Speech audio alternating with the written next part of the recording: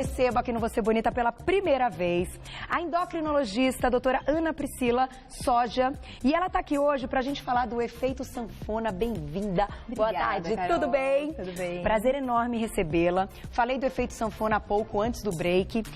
E falar de efeito sanfona, eu acho que acaba se tornando algo comum, porque é impossível a gente não lembrar de alguém que tenha passado ou mesmo ter acontecido pelo menos uma vez na vida, né? Na nossa vida. Porque, enfim, é algo tão comum, mas por que ele acontece? Queria começar nosso papo dessa maneira. Como é que a gente explica, então, o que é o efeito sanfona e por que ele acontece? Carol, obrigada pelo convite e concordo com você, é algo muito frequente.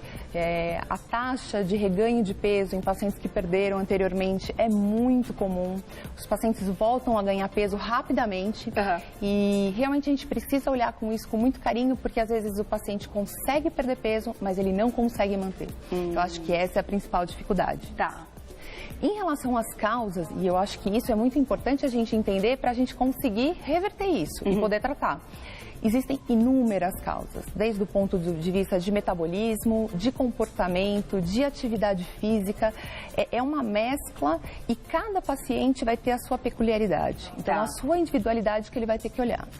Tá, então, por exemplo, se a gente fosse pensar no seguinte, a gente pode dizer hoje que os pacientes que acabam tendo um efeito sanfona, ou seja, voltam a engordar depois de uma perda de peso significativa, é porque passaram por uma dieta maluca, podemos colocar assim, uma dieta que era uma dieta muito rígida e que não era algo que a pessoa poderia sustentar durante uma vida. Isso faz sentido ou não? Pacientes que também fazem uma reeducação alimentar, lá na frente podem ganhar peso.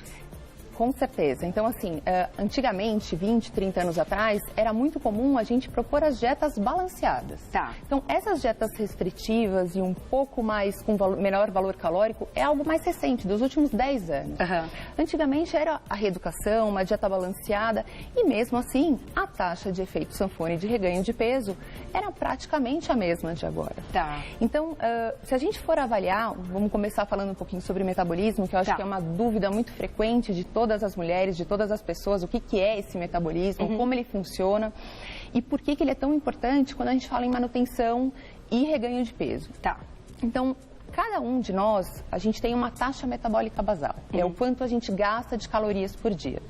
Isso vai depender da nossa genética, da nossa idade, de hormônios. E cada vez que a gente perde peso, Carol, esse metabolismo ele cai. Como um mecanismo adaptativo. Geralmente, quando a gente perde em torno de 8% do peso, o nosso corpo, ele fala, opa, peraí, não está entrando caloria, vou gastar menos. Então, vou dar um exemplo. Digamos que para bater o meu coração, eu use 200 calorias por dia. Opa, perdi peso, ele vai usar só 120. Então, ele começa com mecanismos adaptativos para diminuir esse gasto. E com isso, a gente gasta menos e qualquer coisa que a gente coma mais, a gente pode ganhar. Entendi. Não, explicando dessa maneira faz todo sentido. Agora, já que você tocou no assunto do metabolismo e de algumas pessoas terem um metabolismo mais lento por todos esses motivos, como é que a gente entende, então, a parte do ganho muscular e da manutenção do músculo para esse metabolismo? A gente perde peso, mas esse metabolismo continua funcionando. Perfeito. Então, Carol, a massa muscular é um dos principais fatores que a gente consegue modular. Tá. Então, quando a gente fala em metabolismo, eu consigo mudar minha genética? Consigo mudar minha idade? Meus hormônios? Não. O que eu consigo efetivamente tratar quando a gente fala de metabolismo? A massa muscular é uma delas. Então, a gente já tem vários estudos mostrando que a atividade física e principalmente a manutenção de massa muscular é muito importante para manter esse metabolismo. Tá. Então, atividades físicas que consigam manter essa taxa metabólica, essa massa muscular, é importante na manutenção. Então, agora, a gente já entra numa outra questão, doutora. Inclusive, a gente tem uns vídeos muito legais que vão ficar rodando para vocês observarem, tanto de efeito sanfona, como até da parte alimentar, né? Quando a gente está se alimentando, quando a gente está ingerindo aí os alimentos, o que a gente tem que pensar, porque eu acho que ontem a gente fez uma pauta até para redução de apetite e a dica de mastigar muito é uma das dicas. Então, até que ponto isso também funciona para o efeito sanfona? Tá bom. E aí te pergunto, não dá para manter massa muscular ou ganhar sem atividade física, certo? Sim, é muito importante, tá? É assim, qualquer dieta e qualquer perda de peso por mais que você faça atividade física, você acaba perdendo um pouco de massa muscular. Por quê? Porque é um mecanismo de adaptação do corpo. Você perde gordura e perde massa muscular. Mas quanto mais atividade física você fizer durante esse processo, menos massa muscular você vai perder. Então é muito importante. Tá? Isso também é um ponto que a gente tem que Sim. manter de efeito sanfona. Agora, outro detalhe.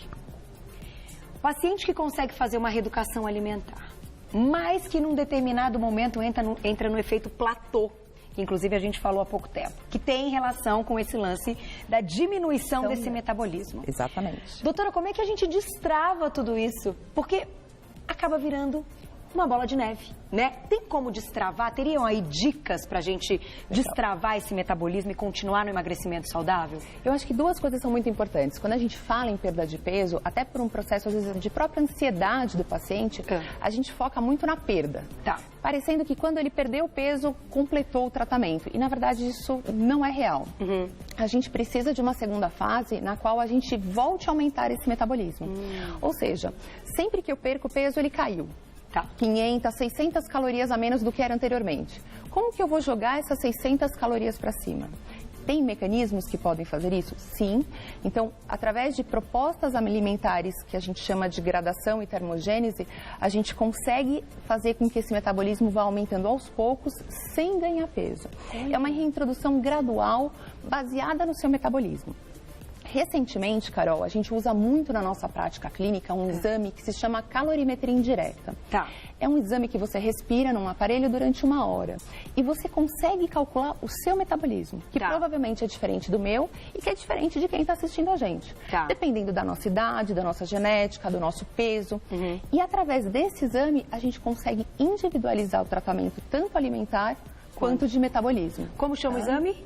Calorimetria indireta. É um exame que a gente tem há muito tempo, Carol. Vamos colocar daqui a pouquinho, eu vou fazer o seguinte, vou colocar uma perguntinha do público enquanto eles buscam a imagem dessa calorimetria indireta. Eu acho que, você sabe que a gente nunca trouxe ele ao vivo, que tem a máscara. A gente já mostrou aqui aquela bioimpedância, que também é parecido. A bioimpedância, ela calcula a porcentagem de gordura. Eu consigo falar o quanto você tem de massa magra e massa gorda. Sabe aquele teste ergoespirométrico? Que a gente vê os atletas correndo na esteira, respirando? Sim. É exatamente esse exame, só que em repouso. Eu consigo medir. Aquele exame, ele fala quanto que o atleta gasta com 180 de frequência cardíaca. Entendi. Só que eu não fico com 180. Eu tô parada, minha frequência tá 80. É o mesmo exame, só que em repouso. Que legal. Que daí, claro, vai ver o quanto a gente gasta fazendo nada. Exatamente. Assistindo aí aquele programa que você gosta, assistindo novela, assistindo jornal, enfim, ficando em estado de repouso. Entendi. Vamos colocar uma perguntinha na tela, então. Vamos ver quem escreveu pra gente, é o Pablo. Pablo, beijo pra você, obrigada pela pergunta. Dietas radicais, como a da proteína, valem mesmo a pena ou estão sempre sendo faladas aí, né, levam ao efeito? Dietas radicais, e ele citou como exemplo a dieta da proteína, que a gente já falou tantas vezes aqui no programa. Qual é a sua recomendação, a sua opinião quando a gente está falando dessas dietas aí, que tem pontos muito específicos, no caso da proteína, a retirada do carboidrato, né? Acho que qualquer dieta, por mais que seja balanceada ou não restritiva, você mesmo elogiou, né, o dia do nutricionista ontem, é muito importante que a pessoa faça com um acompanhamento de um profissional de saúde. As dietas restritivas, mais ainda. Estudos mais recentes mostram que essas dietas restritivas não fazem tão mal quanto imaginava-se anteriormente. Em relação à parte de diabetes, de glicemia, de pressão alta, elas têm resultados extremamente benéficos. Olha que legal. Qual é a grande questão? É a manutenção. Então a pessoa faz, ela consegue perder 10, 12, 15 quilos. Mas muitas vezes, ou se ela faz sozinha, ou se ela não recebe todo esse suporte para manutenção, ela vai voltar a reganhar peso. Entendi. Porque ela não consegue manter essa dieta pro resto da vida. E mesmo a dieta balanceada, por exemplo, Carol, é bem interessante a gente saber isso. Existe um estudo mostrando que pacientes que mantêm a mesma qualidade de vida, se faz atividade física ou se é sedentário ou se mantém a mesma rotina alimentar, ao longo dos anos ele ganha peso, mesmo fazendo tudo igual. Por quê? Porque esse metabolismo nosso, que é esse metabolismo basal, ele diminui com a idade e de maneira muito intensa. Então, até existe um estudo com 50 mil pacientes e o que ele conclui?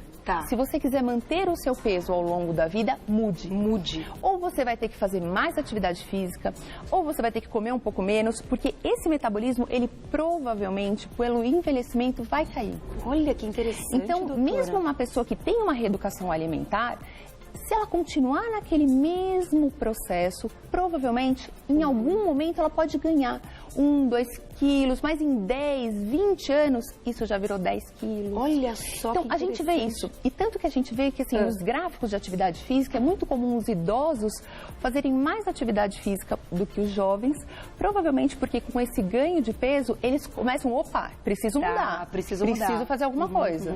E é interessante, a gente está até colocando para vocês verem o exame, tá, da calorimetria, que é esse que a doutora acabou de falar, a calorimetria indireta, que no repouso você consegue ver como está o metabolismo basal, então, do indivíduo. Quanto tempo fica fazendo essa medição? Então, depende do exame. Tem exame que são 10, 20 minutos e tem exame que é 1 hora. Tem alguns exames que é um capacete e aí demora um pouco mais de tempo. Mas, geralmente, é entre 15 minutos e 1 hora. Muito interessante, muito legal. As informações são precisas, né? Super de confiança, então isso é legal. Então, a gente precisa contar com a tecnologia também para a gente conseguir chegar em resultados para saber o que está acontecendo com o corpo, porque não tem coisa que não dá para a gente só do dia, do que você faz, falar, ai, tô queimando tanto de caloria. É muito complicado isso. A gente tem gráficos e às vezes você sobe na esteira, coloca ali e ele dá o mesmo valor de gasto energético para mim e para você. Mas nós somos diferentes. Então, esse exame e tanto esse como o teste Ergo-Spiro, que vê o seu gasto na atividade física, eles ajudam muito a decidir o tratamento, principalmente de pacientes que têm um metabolismo mais baixo, por causa de uma questão genética, por uma predisposição. Então, esses pacientes são os que mais se beneficiam, porque eles realmente têm dificuldade de perder e manter. Que legal, muito bom saber disso. Agora, usando um pouquinho esse final que você estava dizendo, que se a gente não mudar, o metabolismo vai mudar. Então, a gente vai, com o tempo, entender que a gente precisa de alguma mudança. Você diria que mudanças que a gente pode citar? Os estímulos de atividade física, então fazer sempre a mesma atividade, sempre do mesmo jeito, é melhor mudar? Primeira pergunta. Você é a favor para esse momento de, como é que eu vou dizer, fazer esse metabolismo voltar a funcionar, tirar, sair desse efeito sanfona, dar ali uma carga ali, o uso de suplementos, né? O whey, enfim, hoje a gente sabe que tem um monte de suplemento. Se você acha interessante, acho que isso é uma peça importante para esse momento que a pessoa começa a engordar, tá perdendo o tempo ali, tá perdendo já o peso, mas ela consegue reverter quando ela se liga. É legal usar? Perfeito. Acho que tudo que é inovação, tudo que é tecnologia, tudo que a gente tem estudo científico mostrando eficácia e resultado, deve ser usado sim. Então, muitos pacientes se beneficiam do uso de suplementos, ou porque a gente tem uma quantidade muito baixa de proteína na nossa dieta, a gente tem uma preferência pelos carboidratos. Então, às vezes, a gente precisa disso para manter massa muscular. É lógico que na quantidade certa, com acompanhamento, para que a gente possa fazer coisas boas para o nosso corpo e não tenha nenhum malefício do uso indiscriminado. Olhar, lógico, a marca, ver se é de confiança, ver se o produto é de qualidade. E, além disso, a gente tem alguns estudos mostrando que algumas substâncias do café, da pimenta, têm um efeito em melhorar essa taxa metabólica. Então, é outra coisa que a gente pode usar também para contribuir para esse metabolismo, tá? E estudos científicos sérios. Então, o capsiate, que ele é derivado da pimenta, ele aumenta a taxa metabólica em quase 10%. Então, é um valor bem alto se a gente for ver o que a gente tem disponível hoje. Então, eu vou colocar mais uma perguntinha do público na tela, chegando várias, bombando. Muito bom, né, Mar? Vamos lá. E aí, a gente vai responder a perguntinha e daqui a pouco a gente vai falar um pouquinho dos termogênicos, então. Perguntinha da Nanda, né? Nanda, beijo pra você. Estados de humor podem causar o efeito sanfona, como estresse ou preocupação? Linda pergunta, porque eu ia tocar. Chegou o momento de falarmos desse... Eu ia chegar no momento da entrevista para tocar nesse assunto, então o momento é agora. Estresse, preocupação, cobrança, trabalho... A vida não tá fácil, né? Problemas no nosso país. A gente, vivendo tudo isso e a cada vez, eu imagino, né? A gente apresenta um programa super leve, super gostoso, com um astral muito legal. Mas quando a gente assiste televisão, nem todos os programas são assim. E aí você tá ali assistindo e recebe uma notícia tal. E de repente outra notícia tal e tal. Fora as notícias que a gente já tem da nossa vida pessoal todos os dias, que não são todos os dias agradáveis. Sempre tem um dia que acontece aí alguma coisa que foge ao nosso controle. Te pergunto, doutora, até que ponto isso faz com que as pessoas descontem na comida ou engordem, mesmo sem comer, por uma alteração hormonal, através do estresse e problemas pessoais? Então, Carol, assim, hoje cada vez mais a gente sabe do papel fundamental do cérebro no controle tanto da fome, do apetite, quanto do próprio metabolismo. Quem controla essa termogênese, que é esse gasto energético, também é o nosso cérebro. Então, toda essa parte de humor, de ansiedade, de depressão, altera, sim, vários neurotransmissores, que são substâncias do nosso cérebro que vão controlar eu ter fome, saciedade ou até mesmo mudar o meu metabolismo. Nossa. O que é muito interessante, que saiu recentemente, e eu acho que isso é muito válido a gente falar para as pessoas que estão assistindo a gente. Tá. Antigamente a gente falava assim, a pessoa está comendo porque ela não consegue se controlar, ela tem que se controlar, é tão fácil, basta ela não comer. A gente tem um exame que se chama ressonância magnética funcional. Ela identifica as áreas do nosso cérebro que estão sendo ativadas. E a gente percebeu que, assim, muitos estudos, que o cérebro do paciente obeso ou que ganha peso, ele funciona e é ativado de maneira diferente do que o cérebro do paciente que é magro. Então, muitas vezes, não é porque ele quer, é um mecanismo químico que faz com que ele não consiga se controlar, que ele aumente a vontade, que ele desconte essa ansiedade na comida. Olha só. Então, uma das coisas que a gente considera muito importante na manutenção, que é um método que a gente faz, que é o Actalive, que é baseado em alguns estudos, principalmente da Europa, que é esse tratamento comportamental. Se você não tiver essa modulação, existe um grande risco do paciente ter o efeito sanfona pela questão do humor, da ansiedade, que está envolvida na questão do comer. Até do estresse. Exatamente. E como funciona, então? Interessante isso. O paciente tem que mudar a cabeça? Então, vamos lá.